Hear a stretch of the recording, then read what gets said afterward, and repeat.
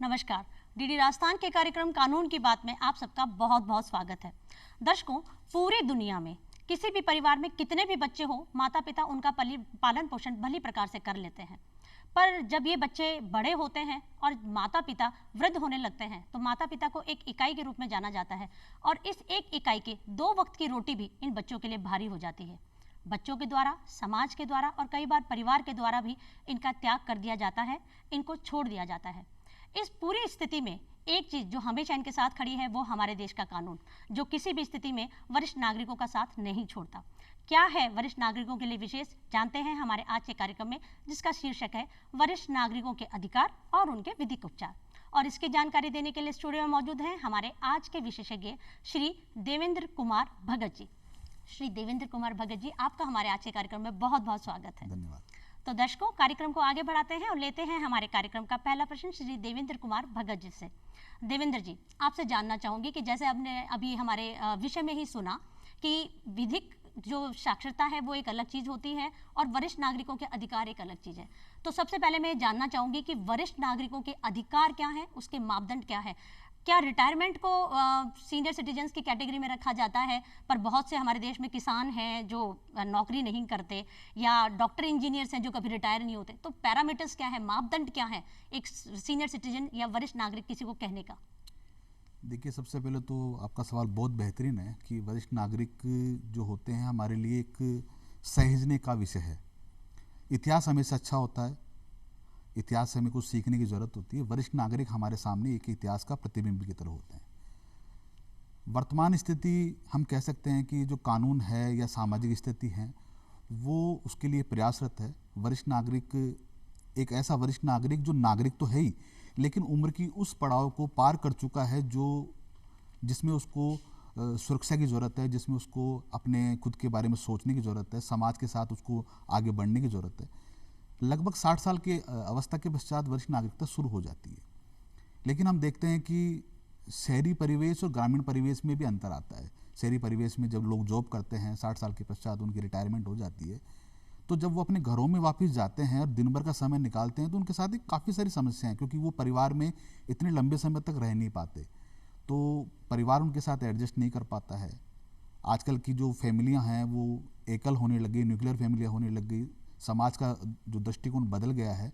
तो हमें इस चीज़ को देखने की ज़रूरत है कि हम उस इतिहास के उस प्रतिबिंब को या उस विरासत को सहेजने की ज़रूरत है जिन्होंने हमको आज यहाँ पे लाके खड़ा किया है। तो वरिष्ठ नागरिक हमारे एक ऐसे नागरिक है जिनको न केवल सरकार बल्कि आम जन को भी आगे बढ़ के उनकी कल्याण के लिए काम करना चाहिए। जी, वरिष्ठ नागरिक के बारे में हमने जाना आपसे। अब मैं आती हूँ हमारे शीर्षक के दूसरे हिस्से पे कि उनके लिए विधिक उपचार। तो विधिक उपचार क्या होता है, विधिक सहायता क्या होती है, हमारे दर्शकों को आप बताइए। देखिए, समाज के 2 पहलू होते हैं, सही या गलत। सही पहलू का तो उल्लेख नहीं करना चाहूँगा, लेकिन गलत पहलू जिनके लिए कानून की ज़रूरत पड़ती है। वरिष्ठ नागरिकों के साथ एक समस्या ये होती है कि जैसे ही वो अपनी उम्र के उस पड़ाव में आते हैं उनको आइसोलेट कर दिया जाता है, उनके साथ वो व्यवहार नहीं किया जाता जिसके वो हकदार होते हैं। तो लेकिन कानून, हमारी जो लेजिस्लेटिव है, हमारी विधायिका है, हमारी सरकारें हैं, वो ऐसे कानून लेके आए जैसे सीनियर सिटीजन मेंटेनेंस एक्ट है, जैसे कि वृद्धावस्था पेंशन योजना है, जैसे कि हेल्थ बीमा से संबंधित है। आमतौर पे वरिष्ठ नागरिकों के साथ समस्या शुरू होती है घर के आइसोलेशन से, जो उनके मानसिक स्थिति को तोड़ देती है, और उसके पश्चात उनके साथ हेल्थ संबंधी समस्याएं शुरू हो जाती है। एंजाइटी होना, किसी डिप्रेशन होना, उनकी बात को नहीं समझ पाना, नए लोगों के साथ उनका तालमेल नहीं बैठना, कुछ ऐसी बातें उनके कानों में पड़ जाना जिसकी वजह से वो ये सोचते हैं कि क्या हम इसी दिन के लिए हमने ये इतना समय निकाला था। तो सरकार ने काफ़ी सारी योजनाएं चला रखी है। स्वास्थ्य संबंधित आयुष्मान योजना है, हमारे यहाँ मुख्यमंत्री चिरंजीवी योजना है, जिसके अंदर वृद्धावस्था से संबंधित लगभग 500 बीमारियों की दवाइयाँ सरकार ने फ्री कर रखी है, जिसके अंदर जो हृदय रोग से संबंधित हैं, मस्तिष्क रोग से संबंधित है, और उनके कल्याण के लिए बहुत ढेरों योजनाएं हैं। अब देखने की ज़रूरत है कि वो लोगों तक समुचित रूप से पहुंच पाती। हमारा ग्रामीण जो ढांचा है वो उतना डेवलप नहीं है। पंचायत समिति लेवल पे, जिला परिषद लेवल पे, या हम कहें कि ग्रामीण की जो उपखंड है वहाँ लेवल पे ऐसा कोई जागरूकता का केंद्र हमें नज़र नहीं आता है। तो उस पर काम करने की मेरे हिसाब से ज़्यादा ज़रूरत है कि जो ग्रामीण परिवेश में वो लोग, क्योंकि वहाँ पे स्थितियाँ थोड़ी सी एडवर्स होती है, वहाँ पे जो भी कल्याणकारी योजनाएं होते हैं थोड़ी देर से पहुंच पाती हैं, गांव में लोग इतने अवेयर नहीं होते हैं, समझ की कमी रहती है। बिल्कुल। तो वहाँ पे भी पंचायत स्तर पे भी जैसे बीडीओ है, ग्राम सेवक है, उनके माध्यम से ऐसे जागरूकता के कार्यक्रम फैलाए जाएं कि वृद्ध लोगों के लिए कल्याण के लिए काम हो सके। जी, तो हमने हमारे शीर्षक के दोनों हिस्सों को समझा कि जी। वरिष्ठ नागरिक क्या होता है जी। और दूसरा हमने समझा कि विधिक सहायता क्या है, जी। उनके लिए विधिक सहायता क्या है। जी। जी, तो मैं जितना समझ पाई हूँ तो इसका मतलब हम आज का हमारी पूरी चर्चा जो है वो वरिष्ठ नागरिक पर अगर केंद्रित करेंगे तो जी। उनके लिए जो विधिक सहायताएं हैं वो साथ में अपने आप जुड़ती चली जाएंगी। बिल्कुल जी, बिल्कुल। तो मैं अब आपसे जानना चाहती हूँ कि देवेंद्र जी मुझे ये बताइए कि वो कौन कौन से विशेष कानून है जो सिर्फ और सिर्फ वरिष्ठ नागरिकों के लिए हमारे देश में लाए गए हैं जिनसे उनको लाभान्वित किया जा सकता है। देखिए, अखबार उठा के देख सकते हैं आप, न्यूज़ चैनल पे इस तरह की चीज़ें आती हैं कि वृद्ध माँ बाप को उनके बेटे बहू ने निकाल दिया। अभी हाल ही में एक घटना भी हुई थी जिसके अंदर पुलिस की सहायता से वृद्ध माँ बाप को उनके घर पे पहुंचाया गया। सीनियर सिटीजन मेंटेनेंस एक्ट के तहत ये गारंटी दी जाती है कि यदि कोई व्यक्ति को उसके घर से, यदि वो वृद्ध है, वरिष्ठ नागरिक है, उसको निकाला जाता है तो बाकायदा पुलिस प्रशासन और साथ में जो उपखंड अधिकारी है वो वहाँ जाके उसको पुनर्वास का कार्यक्रम करवाएगा, उनको पाबंद करेगा और दंड प्रक्रिया संहिता के तहत भी जो प्रोविज़न होते हैं उसके तहत उनकी कार्रवाई की जाएगी। और ये भी देखना पड़ेगा कि उनकी स्थिति कैसे हैं। आमतौर पे हम देखते हैं कि इसमें मोहल्ला क्लिनिक की बहुत ज़रूरत है।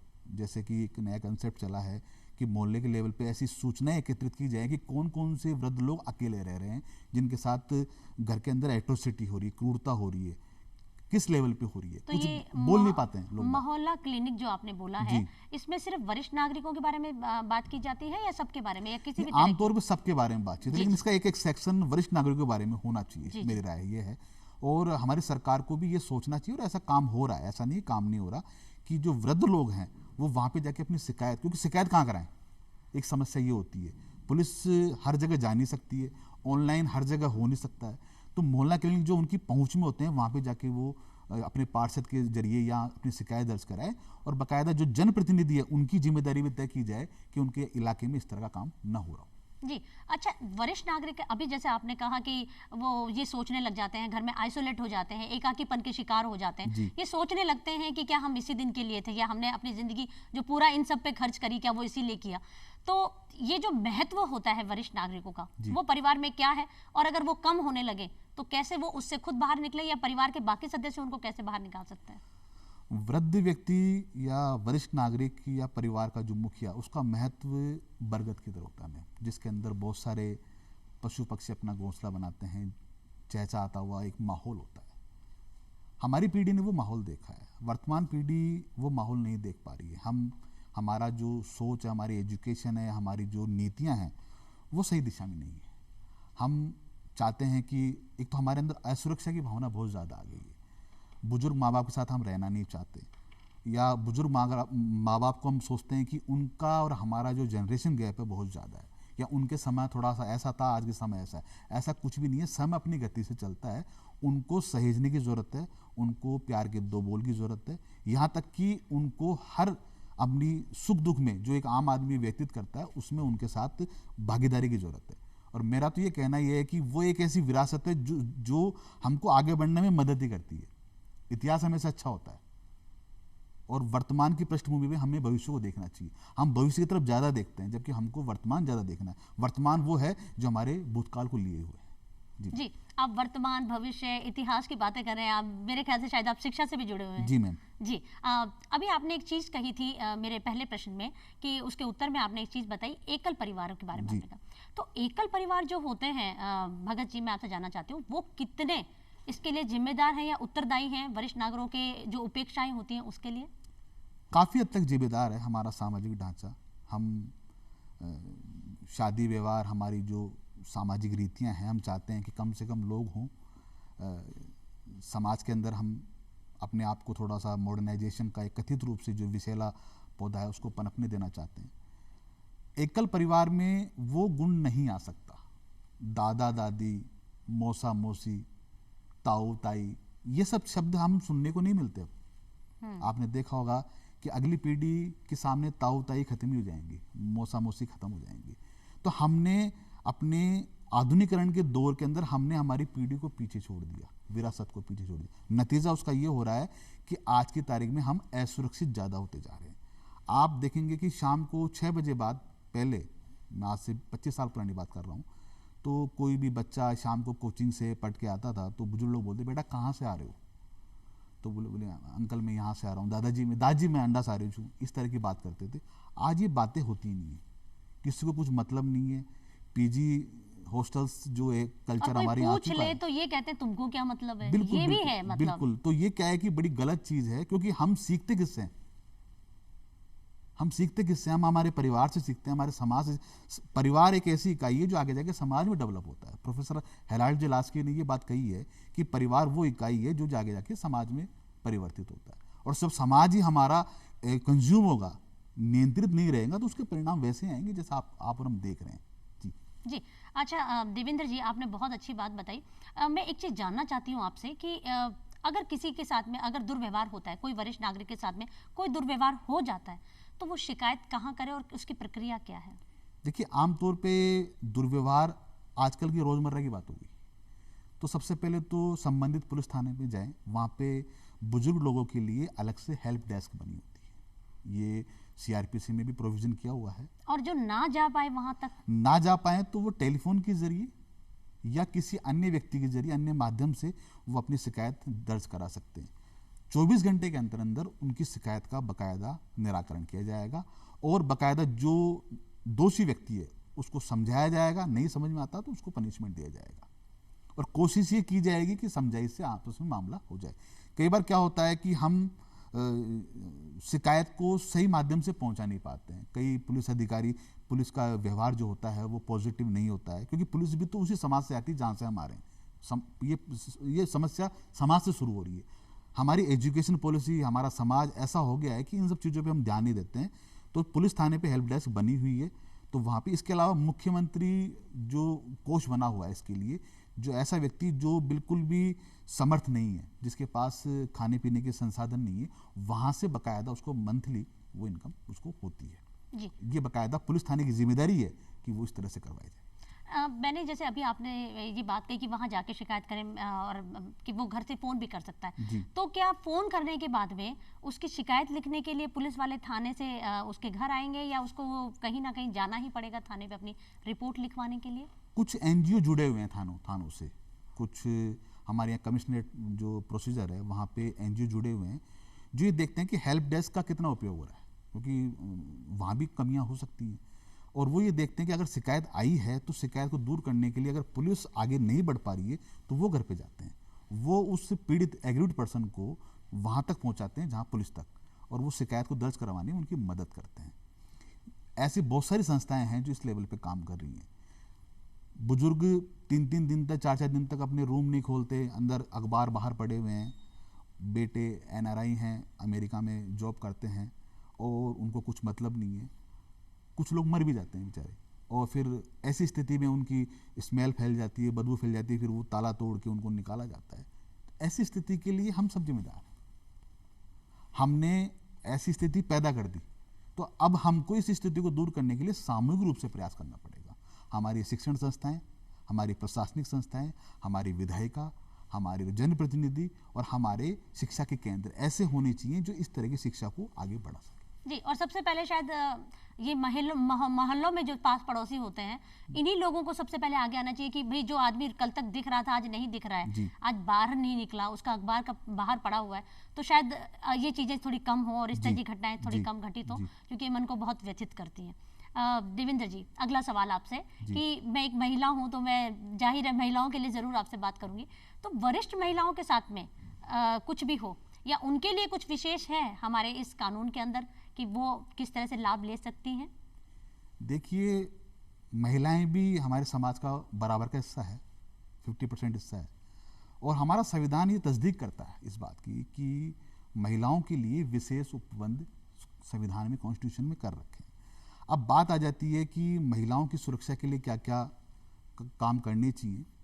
आमतौर पर वृद्धावस्था में भी महिलाओं की स्थिति पुरुष की तुलना में ज़्यादा खराब होती है।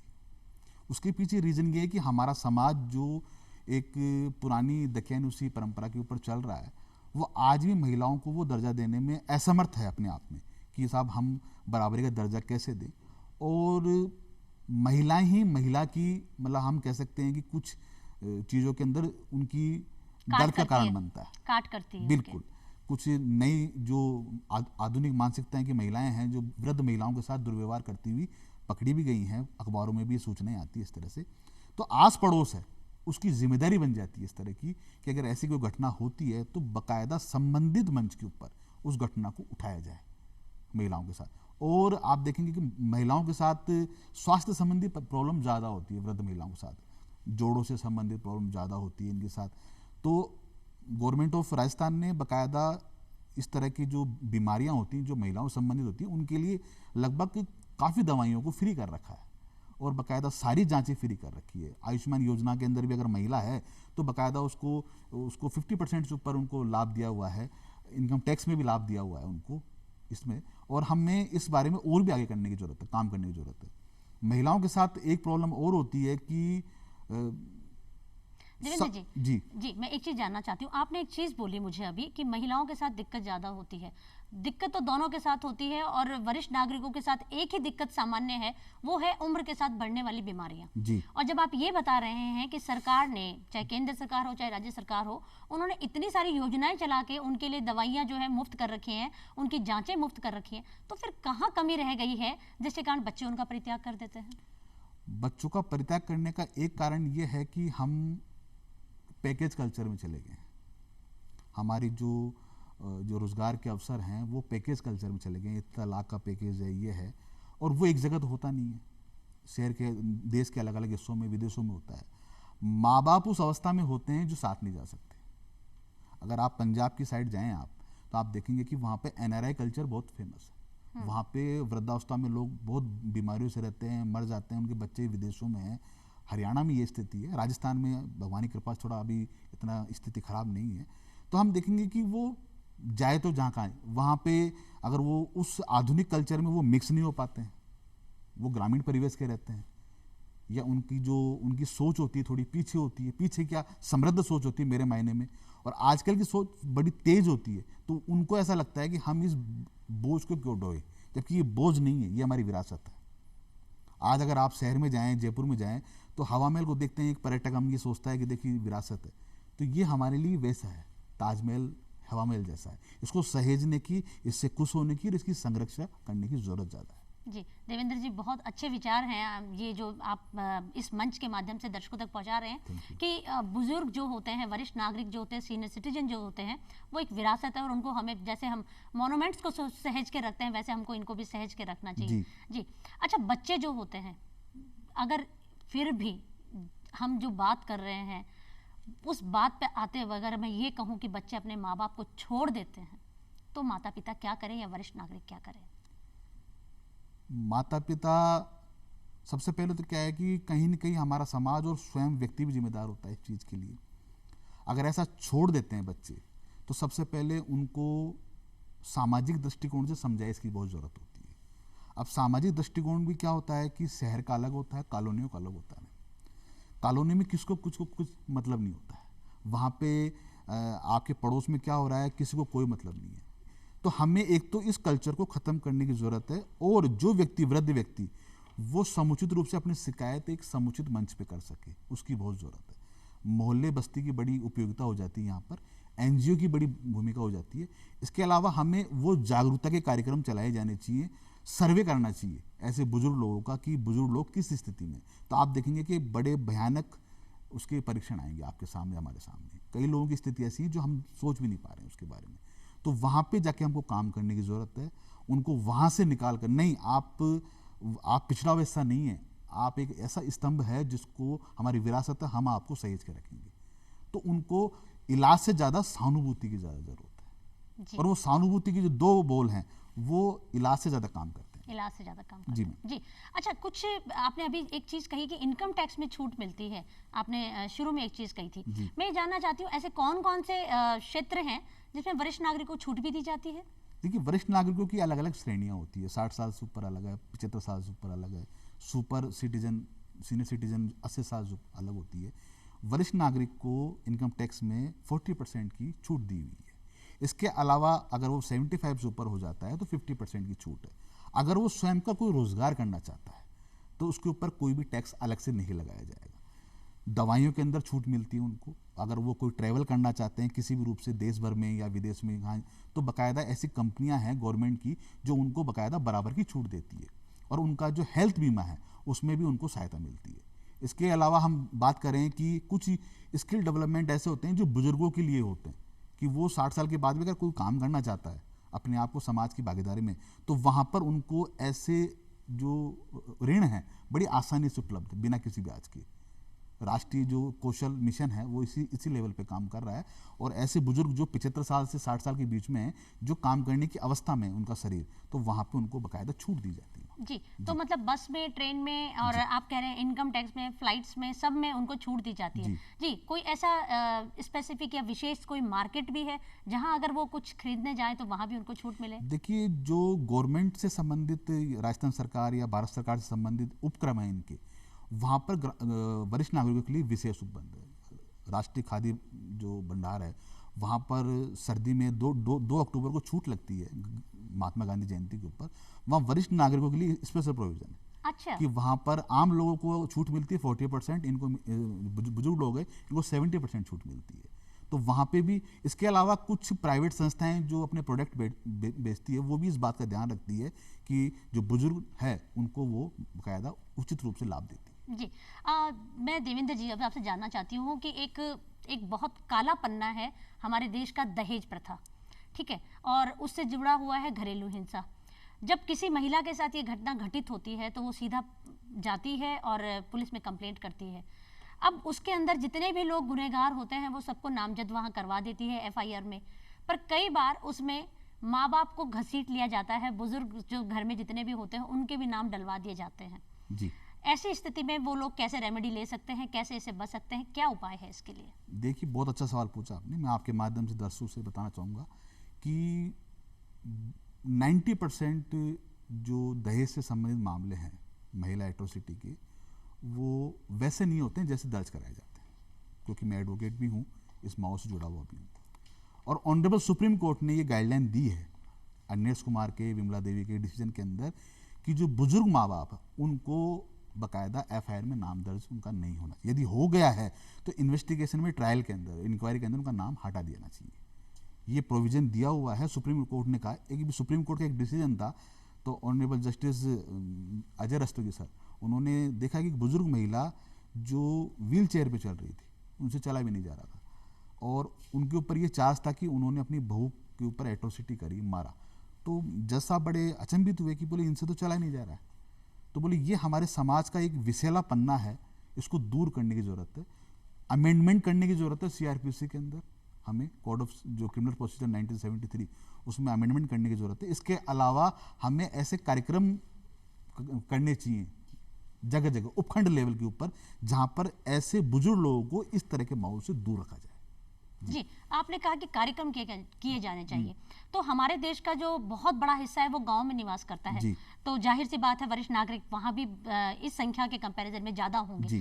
तो उन तक ये समाचार, ये जो हमारी जानकारी है, ये जो किस माध्यम से या कैसे पहुंचाई जाए कि उनके लिए इतने सारे अधिकार हैं, इतनी सारी छूट है, कैसे पहुंचाए?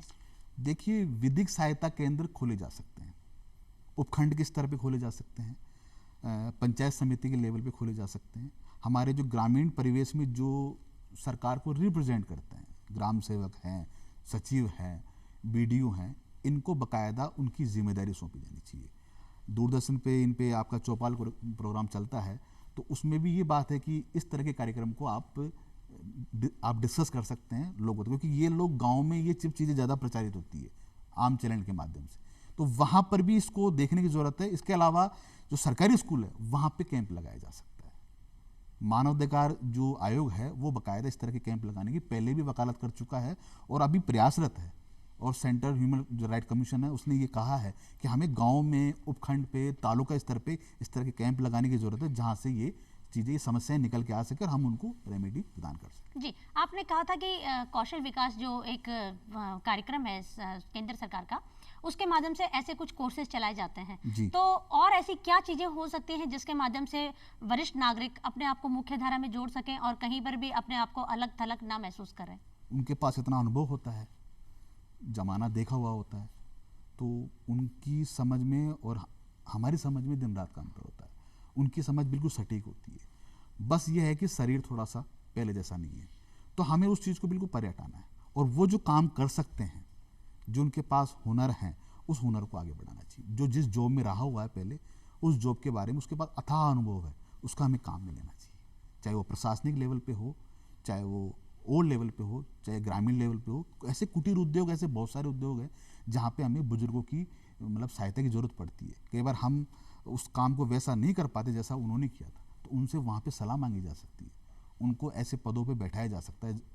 तो वो हमें आज भी देखिए, टीचर एक ऐसा जॉब है जिसमें जितना बुजुर्ग होगा उतना ही वो ज़्यादा पावरफुल होगा, या उसकी जो अनुभव ज़्यादा होगा। तो उनकी वहाँ पर गाँव के बच्चों को पढ़ा सकते हैं, अपने कॉलोनी के बच्चों को पढ़ा सकते हैं। ऐसे लोग अपने आप को बिजी रख सकते हैं, साहित्य के माध्यम से जनता से जुड़े रह सकते हैं। एक साहित्यकार थे मशहूर नरेंद्र कोहली जी, वो अब दुनिया में नहीं है। वो अपनी वृद्धावस्था के दौरान काफ़ी बिजी रहते थे, मैंने उनको देखा है। तो वो किताबें पढ़ते थे, साहित्य लिखते थे, आसपास के माहौल को जजमेंट लेते थे। तो कुछ न कुछ अपने आप को इस तरह से डेवलप करता रहना चाहिए। जी, आपने कहा कि उनको हम लोग किसी सलाहकार के पद पे स्थापित कर सकते हैं। जी, देवेंद्र जी, एक बहुत संक्षिप्त में आपसे एक जानकारी चाहूंगी कि वृद्धालय जो होते हैं, वृद्धाश्रम जो होते हैं, जहाँ किसी भी कारण से अगर कोई पहुंच जाता है, तो वहाँ वो अपना समय कैसे व्यतीत करें, या क्या क्या सुविधाएं वहाँ उनको मुहैया होती हैं?